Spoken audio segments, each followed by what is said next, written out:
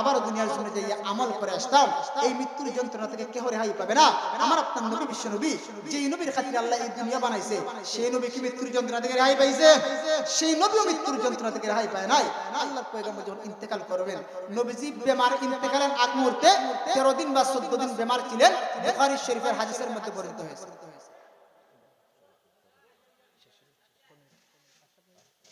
আমার পানের ভাইয়েরা, আল্লাহর নবী বিশ্ব নবী রাহমাতুল লিল আলামিন যেদিন দুনিয়া থেকে বিদায় হয়ে যাইবেন, নবীজি ইন্তেকালের আগ মুহূর্তে 13 দিন বা 14 দিন বেমার ছিলেন। নবী আমার যেদিন দুনিয়া থেকে বিদায় হয়ে যাইবেন, আল্লাহর পয়গম্বর বিশ্ব নবী 13 দিন বা 14 দিন বেমার ছিলেন। আল্লাহর পয়গম্বর ইন্তেকালের আগে কেন বেমার ছিলেন? আমার পানের ভাইয়েরা, নবী আমার ওনার জীবদ্দশায় একজন ইহুদি মহিলার ঘরে দাওয়াত খাওয়ার জন্য গিয়েছিলেন। ওই মহিলা আল্লাহর পয়গম্বরকে মারার জন্য গোশতের টুকরার সাথে বিষ মিশিয়ে দিয়েছিল। যেরকম নাউজুবিল্লাহ। আমার পানের ভাইয়েরা, আল্লাহর নবী কিন্তু জানে না। নবীজি এবার দাওয়াত খাওয়ার জন্য চলে যায়, এবার গোশতের টুকরাটা মুখের মধ্যে নিবে। আমার আল্লাহ ডাক করে, জিবরাইল যাও আমার নবীকে জানাইয়া দাও, আমার নবী যেন গোশতের টুকরাটা না খায়, গোশতের টুকরাটা যেন ফেলে দেয়। আমার পানের ভাইয়েরা, এবার জিবরাইল যখন আসলেন, আল্লাহর পয়গম্বরকে জানাইয়া দিলেন, নবী আমার গোশতের টুকরাটা ফেলে দিলেন। আল্লাহর পয়গম্বর বিশ্ব নবী তখন চলে গেলেন। এই যে গোশতের টুকরা খাওয়ার সময় পুরো জুল নবীজির পেটের মধ্যে গিয়েছিল। আমার আল্লাহ নবীজির ইন্তেকালের সময় ওই জুলের বেতা নবীজিকে দিয়েছিলেন। আমার পানের ভাইয়েরা, আল্লাহ রাব্বুল আলামিন আল্লাহর নবীকে কেন বুক ব্যথা দিয়েছিলেন, পেট ব্যথা দিয়েছিলেন?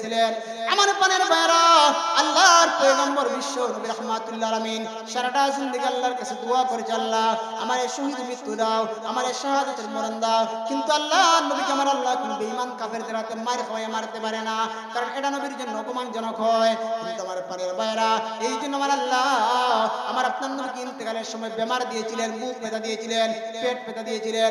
এই জন্য দুনিয়ার জমিনে যদি কোনো বান্দা বান্দি বেমার অবস্থায় মারা যায়, যদি আমরা তার আগে দুনিয়ার জন্য শহীদ বলি না, কিন্তু কালকে আমাদের কঠিন ময়দানে আমার আল্লাহ ওই বান্দাটার শাহাদাতের মর্যাদা দিয়ে দেয়। আমার পানের বাইরে যখন নবীজি দুনিয়া থেকে বিদায় হয়ে যাইবেন, আল্লাহর পয়গম্বর বিশ্ব নবী রাহমাতুল লিল আলামিন 13 দিন বা 14 দিন বেমার ছিলেন। এমন একটা মুহূর্তে যখন নবীজি মরজুল মউতে মুবতালা হয়ে যায়, আল্লাহর পয়গম্বর বিশ্ব নবী রাহমাতুল লিল আলামিন মসজিদে নববীর মধ্যে যেতে পারে না। আল্লাহর পয়গম্বর বিশ্ব নবী যখন মরজুল মউতে মুবতালা হয়ে যায়, মৃত্যুর দিকে পাঞ্জা লড়ছে, এমন একটা মুহূর্তে নবীজির একদিকে ফাতিমা জাহরা, অপর দিকে আম্মা জান আয়েশা সিদ্দিকা রাদিয়াল্লাহু আনহা। এমন সময় তাকায়া দেখা যায় বাহির থেকে কে যেন আওয়াজ করছে, ঘরে আসার অনুমতি দিন। এবার আল্লাহর নবী মাথা নিয়া উঠতে পারে না, নবীজির মাথা ব্যথা, বুক ব্যথা। আল্লাহর পয়গম্বর ডাক দিতে, ফাতেমা কে জানি বাইরে থেকে ডাকছে ভিতরে প্রবেশ করার জন্য। এবার ফাতেমা ডাক দেয়, বাবা গো না হতে পারে না, এখন আপনি বেমার, কি আমাদের দরজার মধ্যে আসছে, আমার বুঝতে বাকি নাই, উনি আজরাইল। এবার আল্লাহর পয়গম্বর বিশ্ব নবী ডাক দিতে, ফাতেমা যাও ওনাকে ঢোকার জন্য অনুমতি দিয়ে দাও। এবার ফাতিমা জাহরা রাদিয়াল্লাহু আনহা এবার দরজা খুলে দিলেন। আমার আল্লাহ ডাক দিতে, আজরাইল আমার নবী বলছে তুমি আজরাইল, এবার তুমি ফাতিমার সামনে প্রকাশ হয়ে যাও, না হয় আমার নবীর কথা মিথ্যা হয়ে যাবে। আমার পানের ভাইয়েরা, আজরাইল মাত্র ফাতিমার সামনে প্রকাশ হয়ে যায়, এবার ফাতিমা জাহরা চিৎকার মারছে, বাবা গো এমন একটা লোক আমাদের দরজায় আসছে গো বাবা। যেই সমস্ত লোকের আপনার দরজায় আসে সবাই চিনি, এই লোকের চেহারা মক্কা মদিনার কোনো মানুষের সাথে মিল নাই। হে বাবা,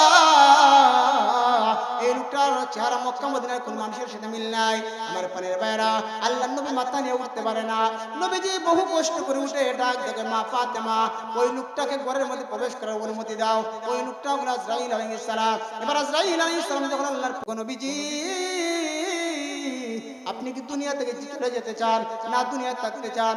বলেন যদি আপনি থাকতে চান আমি আল্লাহর কাছে দোয়া কইরা আপনার হায়াতটা বাড়াইয়া দেব। আল্লাহর নবী ডাক দিকে, আজরাইল আমি দুনিয়াতে থাকবো কি দুনিয়া থেকে চলে যাবো আমি জানি না। হাত্তা ইয়াতিয়ানি জিবরাইল, জিবরাইল আসার আগ পর্যন্ত অপেক্ষা করো। জিবরাইল এসে দেখি কি বলে। এবার জিবরাইল হাজির হয়ে যায়। এবার জিবরাইল আলাইহিস সালাম একখানা আয়াত নিয়ে হাজির হয়ে যায়। ওগো নবীজি ইন্নাকা মাইয়িতুন ওয়া ইন্নাকুম মাইয়িতুন, ওগো নবীজি আপনিও মরণশীল, আপনার দুশমন বেঈমানেরা মরণশীল, নবীকে দুনিয়া তাকার জায়গা না। এবার আল্লাহর নবী কান্না করে। এবার জিবরাইল কো, নবীজি আপনি কেন কান্না করেন? মনে হয় আপনার নাতি হাসান হোসেনের জন্য কান্না করেন। না রে জিবরাইল, না না না রে জিবরাইল, জিবরাইল আমার নাতি হাসান হোসেনের জন্য কান্না করে না। এবার জিবরাইল ডাক দেবে, ইয়া রাসূলুল্লাহ আপনি কেন কান্না করেন? এবার বলুন গো নবী আপনি কেন কান্না করেন? আল্লাহর পয়গম্বর বিশ্বনবী ডাক দেয়, রে জিবরাইল আমি কান্না করি আমার গুনাহগার উম্মতের জন্য। এখন যদি আমি ইন্তেকাল করি আমার গুনাহগার উম্মতের খোঁজটাকে নিবে, আমার গুনাহগার উম্মতের খবরটাকে নিবে। আমার পানের ভাইরা এমন একটা মুহূর্তে আমার আল্লাহ জানিয়ে দিবে, জিবরাইল আমার নবীকে জানাইয়া দাও আমার নবীর উম্মতের জন্য পেরেশানি করতে হবে না, চিন্তা করতে হবে না। এই মুহূর্তে আমি স্বয়ং আল্লাহ আমার নবীর উম্মতের জিম্মাদার হয়ে গেলাম। আমার পানের ভাইরা আল্লাহর পয়গম্বর বিশ্বনবী রাহমাতুল্লাহ আলাইহির উম্মতের জিম্মাদার যখন আল্লাহ হয়ে গেলেন, এবার নবীজি ডাক দেয়, আজরাইল এবার তোমার রূহ কবজ করো। এবার যে মাত্র আজরাইল আসলাম রূহ কবজ করবেন, বুকের মধ্যে হাতটা রাখছে। আল্লাহ নবী চিৎকার মারছে আর ডাক দেয়, আজরাইল আমার বুকের মধ্যে হাত রাখছো, আমার মনে হচ্ছে আমার বুকের মধ্যে উহুদ পাহাড়টা রেখে দিছো। ও আজরাইল মৃত্যুর যন্ত্রণা এত কঠিন, হে আজরাইল তোমার কাছে আমার দরখাস্ত হলো, আমার উম্মতরা মৃত্যুর যন্ত্রণা সহ্য করতে পারবে না। আজরাইল আমার সমস্ত উম্মতের মৃত্যুর যন্ত্রণা আমি নবীর উপর দিয়া আমার উম্মতের জন্য মৃত্যুর যন্ত্রণাকে হালকা করে দাও। আমার পানের ভাইরা আমার মৌতের যন্ত্রণা নিয়ে মৃত্যুর যন্ত্রণা নিয়ে আলোচনা করলাম। আমরা আলোচনার উপর আমল করব, বেশি বেশি মৌতকে স্মরণ করব। এই দুনিয়ার জিন্দেগি আমরা পরকালের সামানা জোগাড় করতে পারবো ইনশাআল্লাহ। আল্লাহ আমাদেরকে আলোচনার উপর আমল করার তৌফিক দান করেন। সবাই বলেন আমিন। ওয়া আখিরু দাওয়ানা আলহামদুলিল্লাহি রাব্বিল আলামিন।